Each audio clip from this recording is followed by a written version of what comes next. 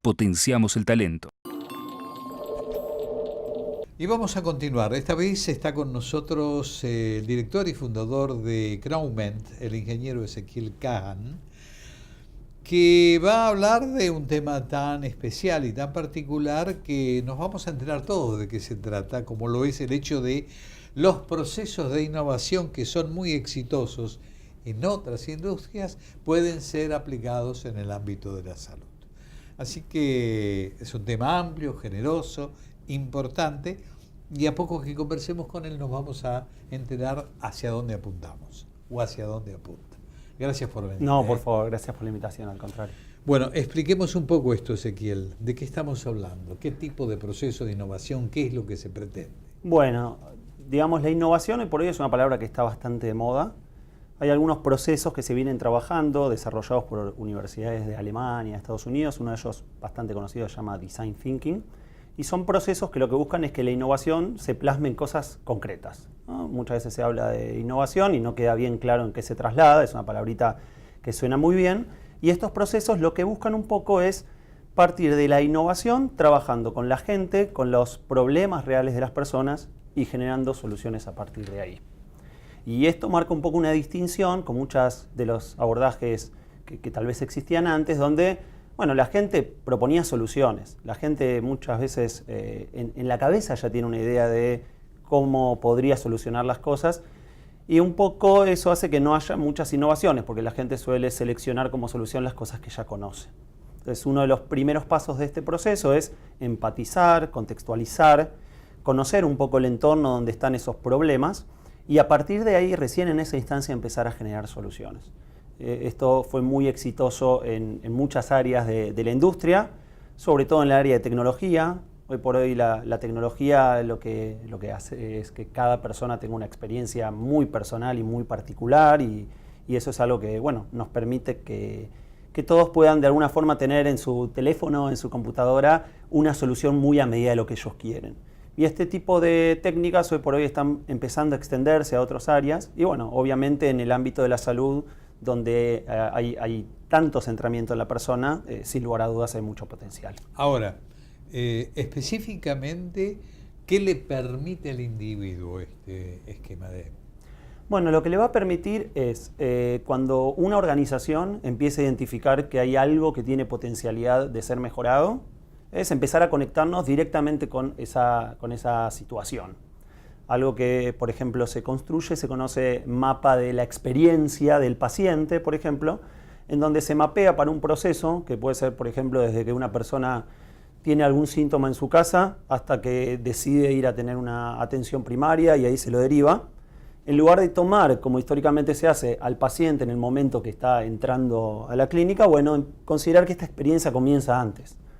Entonces lo que involucra es hacer entrevistas, es acercarnos, es formar equipos heterogéneos, donde haya profesionales médicos, donde haya personal administrativo, donde esté todo el núcleo que está afectado por cualquier tipo de padecimiento, de situación, y empezar a hacer ese recorrido donde se va identificando cada una de las etapas que forman parte del viaje, por así decirlo, de un paciente hasta que tiene la atención, para entender en cada uno de esos puntos, bueno, si hay oportunidades de hacerlo mejor o si la persona realmente está teniendo una muy buena experiencia. Entonces, de lo que se trata de alguna forma es generar soluciones que mejoren la experiencia de los pacientes durante todo el recorrido. Ahora, la pregunta es, ¿cómo se interactúa entre el paciente, el médico, en este caso en particular, estamos hablando de dolencias, los centros de atención? ¿Cómo se estructura todo esto como para que haya el vínculo que permita llegar a conocer y a saber de qué se trata? Perfecto. Normalmente esto se hace armando equipos heterogéneos, armando equipos donde se identifica, por ejemplo, que existe esta potencialidad de hacer las cosas mejor. Un punto de partida pueden ser encuestas o la imagen o lo que la gente está diciendo, por ejemplo, en el caso de una clínica, en las redes sociales, a sus amigos, a sus familiares. Entonces, cuando se detecta ese tipo de situaciones, se construyen estos equipos heterogéneos en su conformación, y estos equipos llevan adelante este proceso que básicamente tiene un objetivo en claro, que es mejorar la experiencia del paciente, e inicia acercándonos, entrevistándolo, pasando por cada una de las situaciones y sobre todo mirándolo con mucha empatía, es decir, poniéndonos en los pies de esta persona.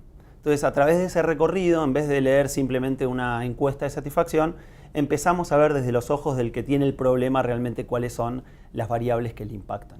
Esto se puede aplicar a cosas pequeñas, a mejoras pequeñas o a procesos muy grandes de mejora, ¿no? de todo un proceso de atención muy grande. ¿Cómo llega el paciente o la persona? No olvidemos de paciente, porque sería paciente cuando llegó al estadio correspondiente, pero en el primer momento es la persona que necesita o que se vincula para saber efectivamente qué le ocurre, ¿no? Entonces ahí entra a jugar el equipo para establecer las pautas necesarias para derivarlo hacia dónde tiene que ir. Exacto. ¿Cómo se maneja y cómo se vincula y cómo conoce esa persona esta posibilidad? Perfecto. Normalmente las primeras experiencias que se empezaron a trabajar sobre esto, se trabajaba con pacientes que por el tipo de acercamiento que tenían ya tenían cierto historial. Entonces normalmente lo que se hace es explicarle que se está llevando adelante este proceso. Se toman normalmente una cantidad de pacientes como casos testigos para identificar y, a ver, lo interesante de esto justamente de empatizar es que diferentes pacientes van a tener diferentes recorridos. Entonces cuando se encara un proceso de mejora a través de Design Thinking, normalmente se toman varios pacientes, varias situaciones y se empieza a explorar. El equipo trata de tener contacto con el equipo que está llevando adelante este proceso de mejora, trata de tener el contacto con la mayor cantidad de pacientes para entender bien dónde están, identificar dónde están estas posibilidades de mejora.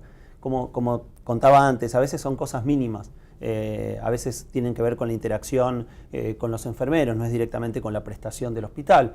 Y pueden ir por cosas que tradicionalmente se lo identificaban como cosas menores. Y voy a dar un ejemplo. Puede ser que, supongamos que haya una persona que tenga que estar internada y que realmente el televisor, si es que tiene un televisor, la sala de internación tiene 2 canales. Bueno, históricamente la realidad es que nadie miraba eso como una problemática. Ahora, cuando empezamos a hacer el seguimiento de este paciente, cuando empezamos a tener contacto, empezamos a ver que para el estado motivacional de esta persona, el estar aburrido, el no tener actividades para hacer, el no tener cierta variedad de actividades, en esa persona o en un conjunto de personas con una historial similar puede ser significativo. Y muchas veces se puede modificar la experiencia que tiene ese paciente con intervenciones tan pequeñas como dar más diversidad en el entretenimiento o mejora en la comida o cuestiones, digamos, que muchas veces son consideradas periféricas, pero a la experiencia le terminan haciendo. ¿Cómo llega a saber el paciente, la persona, en la existencia de ustedes? ¿Cómo se contacta? Bueno, normalmente estos procesos se llevan adelante con las instituciones directamente, con los prestadores.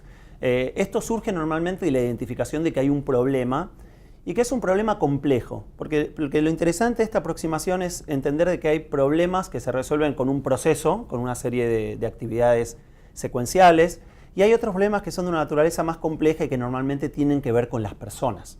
Entonces, una de los primeros pasos es detectar que tenemos alguna oportunidad de mejorar, como contaba antes, las encuestas o el personal o la gente nos está marcando que hay estas oportunidades de mejora. Y a partir de esto se constituye un equipo heterogéneo, con gente que tenga fundamentalmente ganas de conectarse con los problemas que tienen los pacientes o que tienen las clínicas o que tienen los diferentes prestadores. Y se hacen proyectos, digamos, exploratorios en su inicio y que fundamentalmente lo que buscan es conectarse con ese problema, idear y generar ideas y llevar adelante prototipos. Eso también es interesante. En lugar de hacer un gran proyecto de despliegue, de modificación masiva por ahí de la instalación o de los servicios, se hacen pequeñas pruebas, tal vez en un conjunto acotado en un área, y en función de los resultados vamos ajustando este proceso hasta converger en algo que realmente se pueda propagar. Entonces, en ese sentido es un acercamiento mucho más liviano, es un acercamiento que además suele ser mucho más exitoso porque al armar equipos heterogéneos, donde hay administrativos, donde hay pacientes, donde hay doctores, la gente se siente mucho más protagonista en el momento de proponer estas soluciones y se siente escuchada. Entonces, creemos que desde ese punto de vista, tanto las ideas como las soluciones tienen mucho más chance de ser implementadas. todavía no me está cerrando cómo el paciente puede decir, esto me has dicho que lo manejan las instituciones previamente como para permitirles manejar a distancia las necesidades que puede llegar a tener un futuro paciente. Exacto. Ahora, ¿es automático este tema o lo hacen específicamente para todo el mundo? No, normalmente lo que se hace en esta exploración es segmentar a diferentes tipos de pacientes y concentrar estas iniciativas específicamente en algún grupo. Entonces, correcto, puede ser grupos que, por ejemplo, tengan una mayor cantidad de internaciones. Se toman algunos pacientes que forman una población inicial sobre la cual se investiga, porque finalmente es un método en el cual se investiga y se proponen soluciones, y una vez que empiezan a plasmarse estos prototipos, estas propuestas de soluciones, como contaba antes, puede ser tan sencillo como modificar el layout que hay dentro de la sala de internación, puede ser modificar la comida, puede ser modificar también los procesos hasta que la persona es internada. Con ese conocimiento se hacen propuestas y se suelen hacer pruebas, prototipos, pilotos acotados, obviamente con nuevos pacientes, a veces con estos pacientes que ya históricamente están, que tienen largos periodos de internación, pueden ser también parte de los pacientes con los que se hacen estos primeros prototipos, hasta llegar a una solución que la evidencia nos muestra que empieza a ser exitoso, y ahí sí se procede a hacer un cambio mucho más profundo, ¿no? Y se redefinen el resto de los procesos. La eficacia del programa depende fundamentalmente de la persona.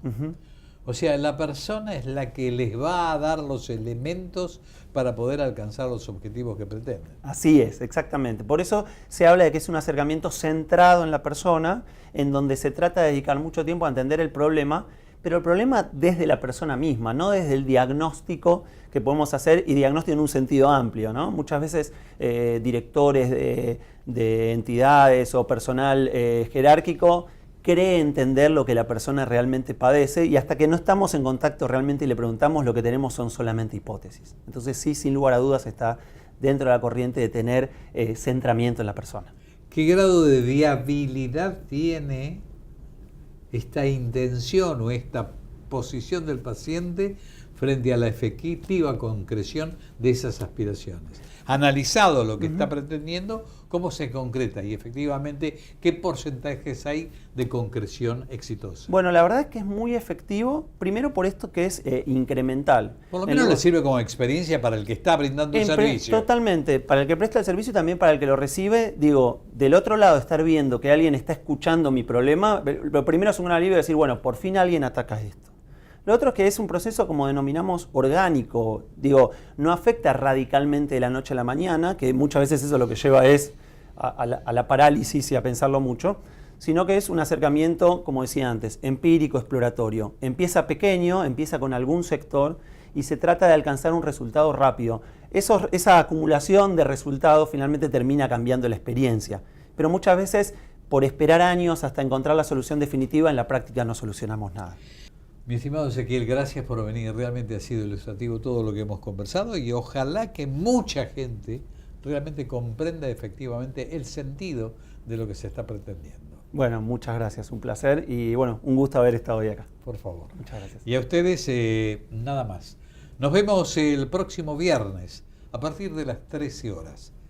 Diagnóstico y debate. Hasta ese momento, y muchas gracias. Cámara de Instituciones de Diagnóstico Médico. www.cadime.com.ar. Fundación DPT. Potenciamos el talento.